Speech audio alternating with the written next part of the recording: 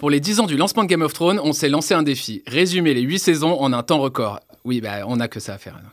C'est parti. Game of Thrones, c'est donc des centaines de personnages, des batailles, des dragons, un peu de magie et beaucoup de morts. Mais genre vraiment beaucoup de morts, c'est énormément de morts. Mais surtout, c'est l'histoire de 3 grandes familles qui s'affrontent pour une place sur le trône de fer.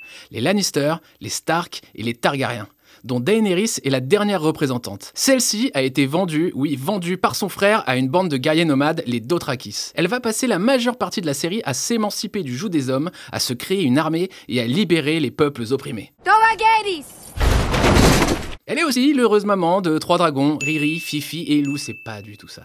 Côté Stark, on misait beaucoup sur le patriarche, Ned Stark. Mais en fait, il meurt décapité direct. On aimait aussi bien Catelyn, sa femme, mais elle meurt aussi, égorgée. Et il y a aussi le fils Robb, un mec méga cool, sympa, mais non, il meurt, c'est quoi ce délire là? The Lannisters send their regards. Bon bref, après il reste Sansa, qui va vivre une vie paisible. Non, c'est faux, elle va vivre un long calvaire horrible avant de se rebeller, mais c'est vraiment tout à la fin, donc elle va en chier pendant hyper longtemps. Et il y a aussi Arya, qui prépare sa vengeance dans un camp d'entraînement pour assassins sans visage, genre Akatsuki du pauvre. Et enfin, il y a Bran, qui est en fauteuil roulant, depuis qu'il a été poussé du haut d'une... Oui, il a été poussé du haut d'une tour. Bon, voilà. Et il se retrouve doté de pouvoirs surnaturels. On se rabat donc sur Jon Snow, le bâtard Stark. Mais il meurt.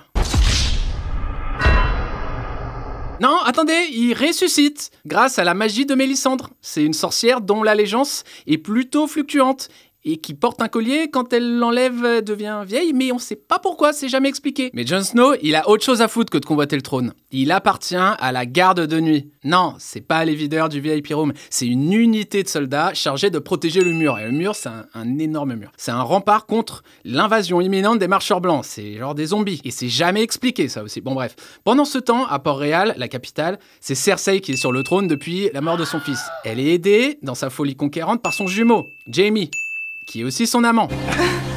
Oui, et c'est son bras armé, ce qui est plutôt ironique, vu qu'il s'est fait trancher la main en saison 3. Elle n'est pas aidée en revanche par son autre frère, Tyrion, vilain petit canard de la fratrie et complotiste de génie. Il finira par devenir le conseiller privilégié de Daenerys, a priori seule héritière légitime du trône de fer, ce qui foutra bien les nerfs à Cersei. Il faut dire qu'elle a de plus en plus de raisons de s'inquiéter.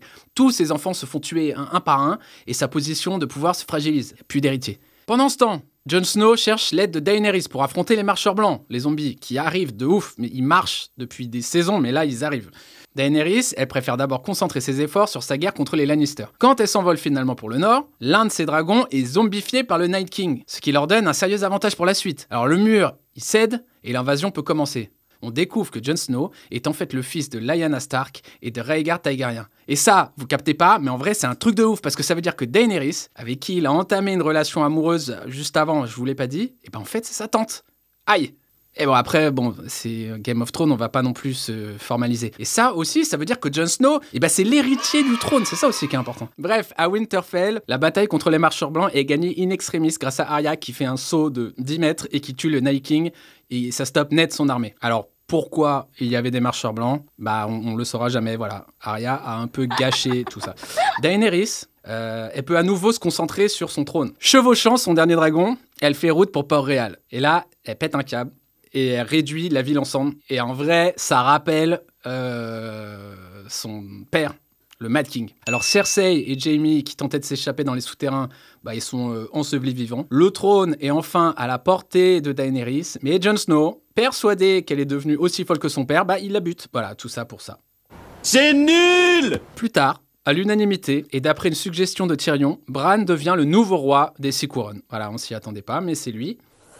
Le Nord a obtenu son indépendance avec Sansa à sa tête, et Arya, elle se met en mode Dora, et boum, elle part explorer le monde. Et Jon Snow, il retourne à la garde de nuit. Il aurait pu faire 1000 autres trucs, mais non, il retourne au mur. Mais il n'y a plus de mur, Jon Snow, le mur est détruit, mais non, il retourne au mur. Et voilà, c'était Game of Thrones.